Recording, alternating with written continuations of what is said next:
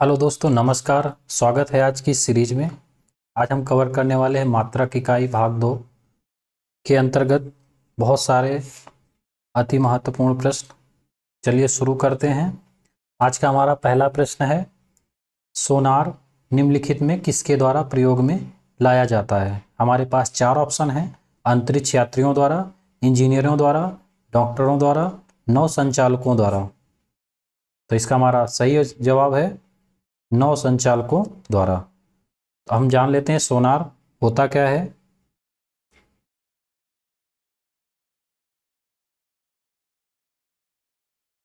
सोनार का full form क्या होता है? साउंड नेविगेशन एंड रेंजिंग, ये इसकी फुल फॉर्म हो गई। और इसका कार्य क्या होता है? इसका कार्य होता है समुद्र में डूबी वस्तुओं का पता लगाने में।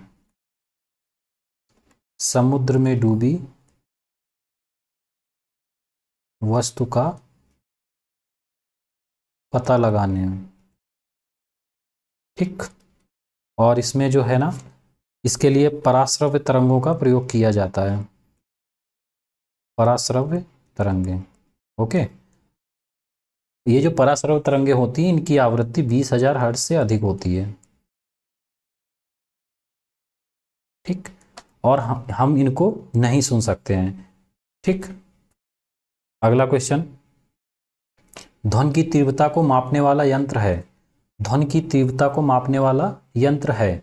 हमारे पास चार ऑप्शन है: क्रोनोमीटर, ऑडियोफोन, एनीमोमीटर, ऑडियोमीटर। तो हमारा सही आंसर है ऑडियोमीटर। अब हम बाकी तीन ऑप्शन के बारे में जान लेते हैं।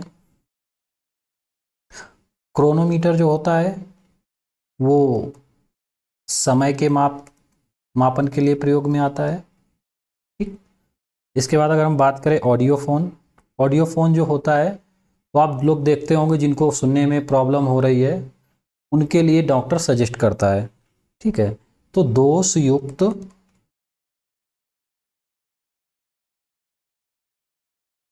श्रवण शक्ति में सुधार लाने के लिए ये जो उपकरण होता है वो ऑडियोफोन होता है। अगला ऑप्शन है हमारा एनीमोमीटर। एनीमोमीटर में हम वायु की गति नापते हैं, वायु गति नापते हैं। अब हम चलते हैं नेक्स्ट क्वेश्चन पे। हमारा नेक्स्ट क्वेश्चन है, वायु की गति किस यंत्र द्वारा नापी जाती है। तो इसको हमने अभी जस्ट पिछले क्वेश्चन में पढ़ा, तो इसका आंसर है एनीमोमीटर। बाकी ऑप्शन को देख लेते हैं।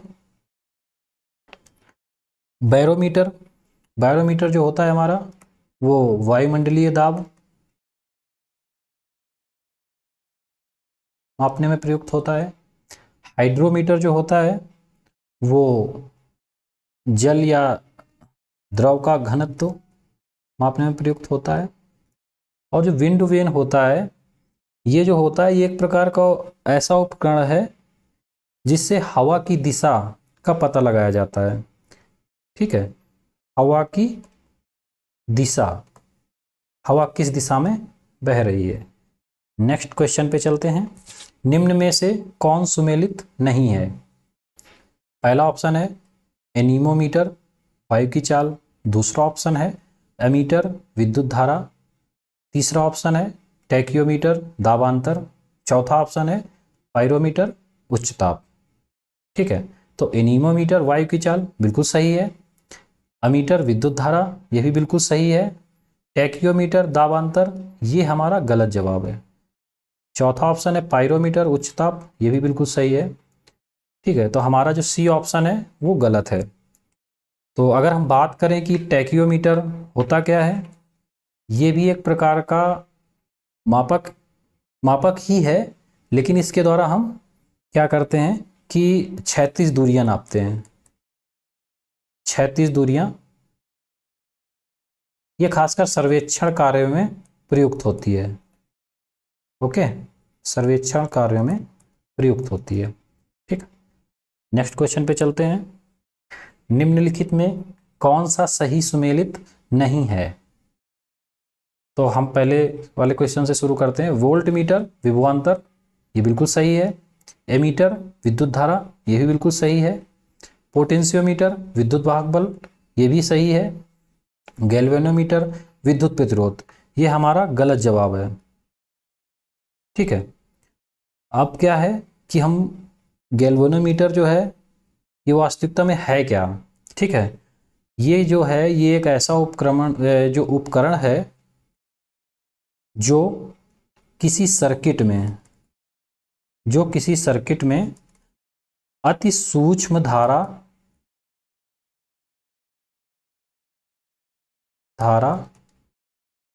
की उपस्थिति का पता लगाता है। ठीक है, अब हम नेक्स्ट क्वेश्चन पे चलते हैं। वह थर्मामीटर जो 2000 डिग्री सेल्सियस मापने हेतु उपयुक्त हो वह है। इसमें हमारे 4 ऑप्शन हैं। पूर्ण विकिरण पायरोमीटर, पारे का थर्मामीटर, वाष्प दाब थर्मामीटर, गैस थर्मामीटर। तो इसका जो सही जवाब है वो है पूर्ण विकिरण पायरोमीटर। 1500 डिग्री सेंटीग्रेड से अति उच्च ताप पर अगर कोई चीज़ हमें किसी भी वस्तु का हमें ताप मापना है तो उसके लिए हम पूर्ण विकिरण पायरोमीटर का प्रयोग करेंगे। ठीक है, अगर हम बात करें कि पूर्ण विकिरण पायरोमीटर से मुख्यतः किन वस्तुओं का ताप मापा जाता है, तो वो वस्तुएं जो मुख्यतः गतिशील वस्तुएं होती हैं या उन वस्तुओं के ताप का मापन किया जाता है जिन तक पहुंचना अथवा उन्हें स्पर्श करना संभव ना हो, तो ऐसी वस्तुओं को हम पूर्ण विकिरण पायरोमीटर के द्वारा उनका ताप माप सकते हैं। अब नेक्स्ट क्वेश्चन पे चलते हैं। पायरोमीटर किसके मापन में प्रयोग होता है? अभी हम पिछले क्वेश्चन में इसका सोल्यूशन करके आए।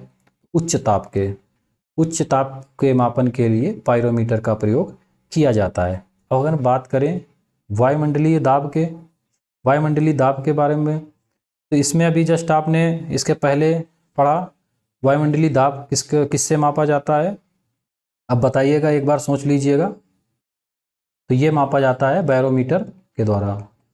ठीक है, आर्द्रता बताइएगा। आर्द्रता जो होती है हमारी उसको हम हाइग्रोमीटर से नापते हैं, हाइग्रोमीटर से।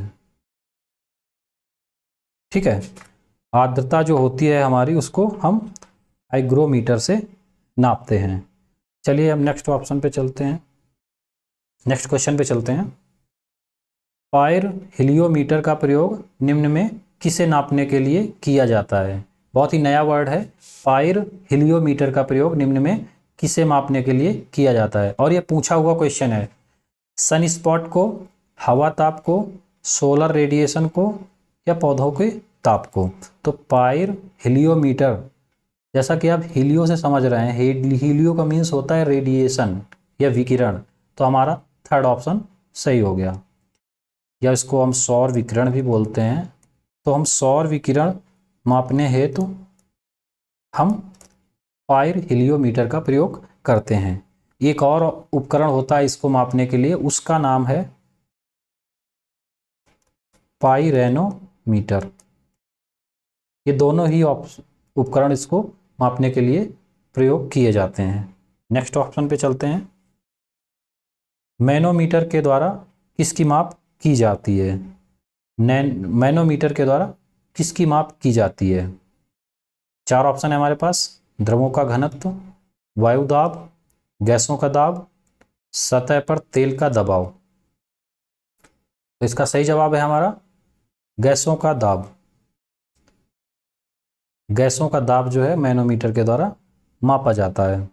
अब हम नेक्स्ट अपने क्वेश्चन पे चलेंगे। दूध का आपेक्षिक घनत्व ज्ञात किया जाता है। Hydrometer, butyrometer, lactometer, thermometer. तो दूध का आपेक्षिक घनत्व लैक्टोमीटर के द्वारा ज्ञात किया जाता है। ठीक, अगर हम बात करें यहाँ पे हाइड्रोमीटर, अभी आपने जस्ट पीछे पढ़ा, हाइड्रोमीटर जो होता है वो जल या द्रव का घनत्व, बार बार ये ऑप्शन आता है, रिवीजन होता है, तो इससे आपको याद हो जाएगा। हाइड्रोमीटर जो है जल या द्रव का घनत्व मापता है। ठीक है, अगर हम यहाँ पे बात करें ब्यूटोरोमीटर, तो ये जो है दूध या दूध के उत्पाद में या दुग्ध उत्पादों में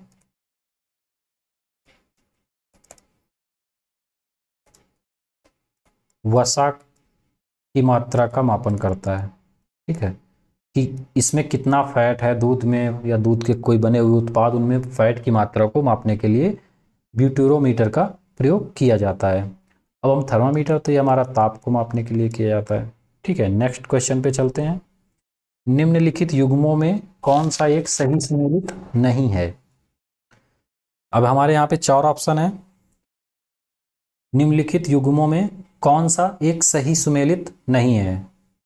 पहला ऑप्शन है ओडोमीटर, वाहनों के पहियों द्वारा तय की गई दूरी मापने का यंत्र, बिल्कुल सही है। ओंडोमीटर, विद्युत चुंबकीय तरंगों की आवृत्ति मापने का यंत्र, ये भी बिल्कुल सही है। ऑडियोमीटर, ध्वनि तीव्रता मापक यंत्र, ये भी पीछे पड़ चुके हैं, बिल्कुल सही है। एमीटर, विद्युत शक्ति मापक यंत्र, ये बिल्कुल गलत है, क्योंकि एमीटर जो होता है वो विद्युत धारा का मात्रक होता है। ओके, नेक्स्ट क्वेश्चन पे चलते हैं। वायुमंडल की सापेक्ष आर्द्रता नापी जाती है। वायुमंडल की सापेक्ष आर्द्रता नापी जाती है हाइड्रोमीटर से, हाइग्रोमीटर से, कैरेटोमीटर से, पोटेंशियोमीटर से। ठीक है, तो इसका जो सही जवाब है हमारा वो है हाइग्रोमीटर। वायुमंडल की सापेक्ष आर्द्रता हाइग्रोमीटर से नापी जाती है। हाइड्रोमीटर हमारा जल या द्रव का घनत्व हो गया। कैरेटोमीटर जो है, आपने कैरेट सुना होगा, 24 कैरेट, 18 कैरेट गोल्ड, तो ये जो है हमारा कैरेटोमीटर जो होता है, ये जो है सोने की शुद्धता मापने का यंत्र है, सोने की शुद्धता मापता है। ओके, और अगर हम बात करें पोटेंशियोमीटर, तो पोटेंशियोमीटर जो होता है ना, ये विभवांतर मापता है। ठीक, नेक्स्ट क्वेश्चन पे चलते हैं। वायुमंडलीय दाब को मापने में यंत्र का उपयोग किया जाता है। वायुमंडलीय दाब को मापने में यंत्र का प्रयोग किया जाता है, तो इसको बैरोमीटर। अगर हम बाकी ऑप्शन के बारे में बात करें, फिर से हाइड्रोमीटर आ गया, द्रव का घनत्व। मैनोमीटर, मैनोमीटर क्या होता है? गैसों का दाब। ओके, मैनोमीटर जो होता है वो गैसों का दाब, ये भी हम पीछे पढ़ चुके हैं। अब स्टेथोस्कोप, ये होता है हृदय की गति, या उसी को धड़कन बोलते हैं, उसको सुनने के लिए हम स्टेथोस्कोप का प्रयोग करते हैं। नेक्स्ट क्वेश्चन पे चलेंगे। इलेक्ट्रोइंसेफेलोग्राम ईईजी निम्न में से किसकी निगरानी के लिए उपयोग होता है? हृदय, अग्नाशय, यकृत, मस्तिष्क। इसका सही जवाब है मस्तिष्क। अगर हम नेक्स्ट क्वेश्चन पे चलेंगे। रिंगलमैन स्केल का प्रयोग निम्नलिखित में किसके घनत्व मापन में होता है? ये जो सभी क्वेश्चन है हमारे पिछली परीक्षाओं में आए हुए हैं, कोई नया क्वेश्चन इसमें नहीं है, तो ध्यान से पढ़िएगा। रिंगलमैन स्केल का प्रयोग निम्नलिखित में किसके मापन या किसके घनत्व मापन में होता है? कोहरा, ध्वनि, प्रदूषित जल, धुआं। ये धुएं के मापन में होता है। ठीक है, अब नेक्स्ट क्वेश्चन पे चलेंगे। रक्त दाब मापने के यंत्र का नाम है? Tachometer, sphygmomanometer, altimeter, callipers. तो इसका हमारा सही जवाब है स्फिग्नोमैनोमीटर। बाकी ऑप्शन के बारे में जान लेते हैं। जो टैकोमीटर है, ये टैकोमीटर जो होता है, ये जो मोटर होती है, उनकी मोटर या अन्य मशीन, कोई भी जिस मोटर या मशीन की जो शाफ्ट, शाफ्ट बोलते हैं ना, शाफ्ट या डिस्क, कुछ भी बोल लो, शाफ्ट या डिस्क में एक वर्ड कोई भी यूज कर लो, डिस्क की घूर्णन गति नापता है। की घूर्णन गति। ठीक है, घूर्णन गति नापता है। मोटर मशीन की शाफ्ट या डिस्क की घूर्णन गति नापता है। अल्टीमीटर, ये अल्टीमीटर जो होता है ये ऊंचाई मापने के लिए, ठीक है, खासकर जैसे विमानों, हवाई जहाज़ों की ऊंचाई के लिए अल्टीमीटर का प्रयोग करते हैं। अब यहाँ पे आया कैलीपर्स। कैलीपर्स जो होता है वह किसी वस्तु की आंतरिक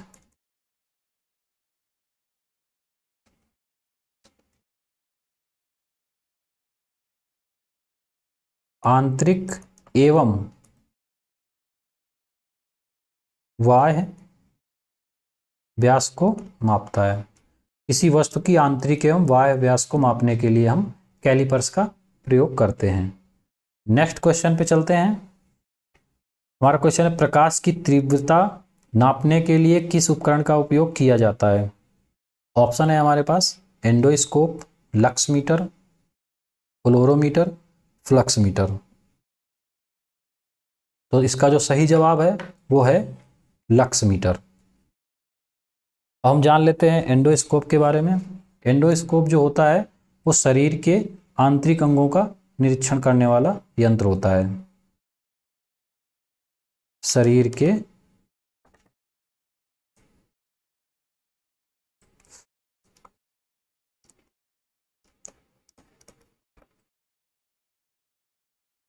आंतरिक अंगों का निरीक्षण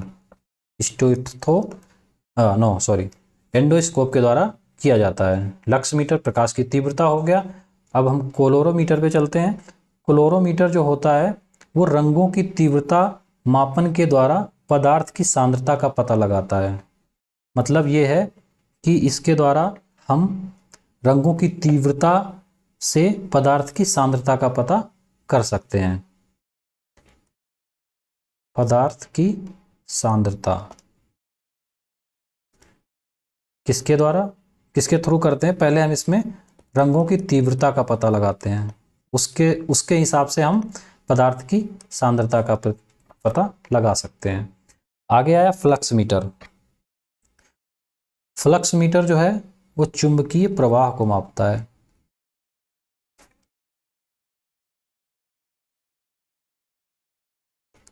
राइटिंग थोड़ा सा गड़बड़ है, थोड़ा सा एडजस्ट कर लीजिएगा अभी। तो फ्लक्स मीटर जो है वो चुंबकीय प्रवाह को मापता है। अब हम चलते हैं नेक्स्ट क्वेश्चन पे। हमारा नेक्स्ट क्वेश्चन है रडार। ठीक है, तो जो रडार है इसका उपयोग कहाँ पर किया जाता है? सबसे पहले हम इसके फुल फॉर्म को देख लेंगे, उसके बाद ऑप्शन पे चलते हैं। Radio detection and ranging. ठीक, रेडियो डिटेक्शन एंड रेंजिंग।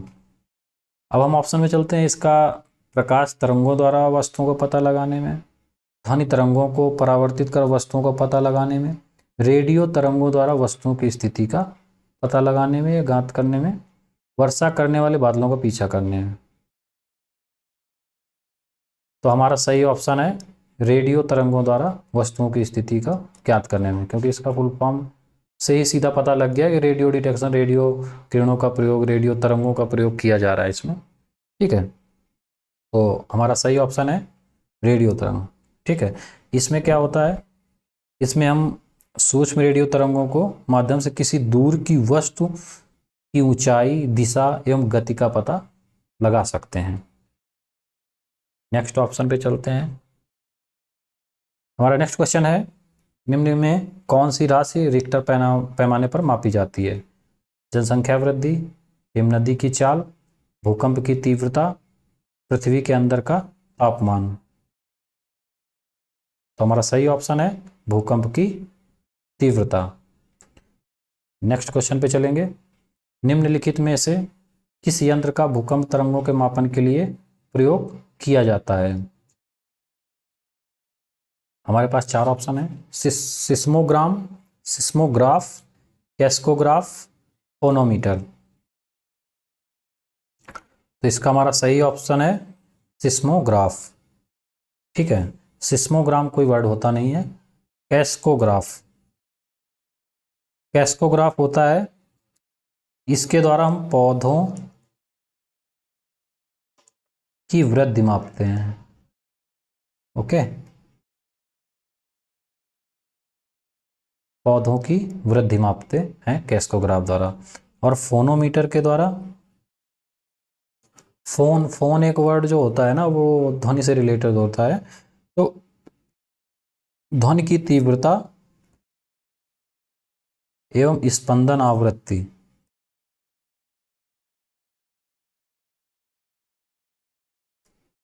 इसको मापने के लिए हम फोनोमीटर का प्रयोग करते हैं। नेक्स्ट क्वेश्चन पे चलेंगे। फेदोमीटर का उपयोग किसे नापने में किया जाता है?